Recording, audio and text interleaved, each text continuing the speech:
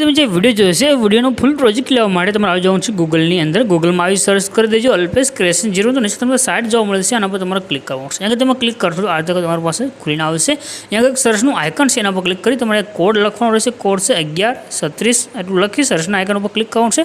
નીચે તમારી પાસે ટાઇટલ કોડ થંબનેલ આવે છે, એના પર ક્લિક કરી દો. ક્લિક કર્યા પછી આને છે ઉપર તરફ કરી તમારે નીચે જવાનું છે. થોડાક તમે નીચે આવશો તમને આગળ લખ્યું જોવા મળે છે ફૂલ પ્રોજેક્ટ, એના પર ક્લિક કરી દો. જેવું તમે પ્રોજેક્ટ ઉપર ક્લિક કરશો તમારી પાસે અલર્ટ મોશનની અંદર ફૂલ પ્રોજેક્ટ છે એડ થઈને આવે છે. બસ એક પ્રોજેક્ટ એડ કર્યા પછી તમે ખાલી ફોટા સેન્સ કરી વિડીયો બનાવી શકશો.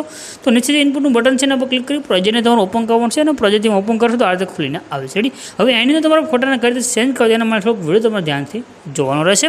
તો ફોટા સેન્ડ કરવા માટે અહીંયા તમને ઘણી બધી ઇફેક્ટ છે તે અલગ અલગ ઇમેજની સાથે જોવા મળે છે. તો અહીંયા તમે સૌપ્રથમ જે સ્ટાર્ટિંગમાં ફોટો દેખાય તમને અહીંયા ડાયરેક્ટ ફોટો મળે છે. જે ડાયરેક્ટ ફોટા હોય તમે ડાયરેક્ટ સેન્ડ કરી શકશો અને ઘણા બધા ફોટા જે ગ્રુપની અંદર આવશે અને ગ્રુપની અંદર ગયા પછી તમને ડાયરેક્ટ ફોટો પણ મળે છે. તો આ રીતે તમારે કલરની ફિલ્ડમાં જઈ નંબર ઉપર ક્લિક કરીને જે ફોટો તમને આગળ એડ કરવો એ ફોટો સિલેક્ટ કરી પ્લસના આગળ પર ક્લિક કરવાનું છે. તો આ રીતે તમારો ફોટો આગળ એડ થઈને આવે છે. રેડી? ત્યાર પછી તમારે આગળ જવાનું છે. આગળ આવશો તમને જો અહીંયા આગળ ડાયરેક્ટ ઇમેજ દેખાઈ રહ્યા છે તો આ ડાયરેક્ટ ઇમેજ તમે સેન્ડ કરી શકશો. ત્યાર પછી આગળ આવવાનું છે.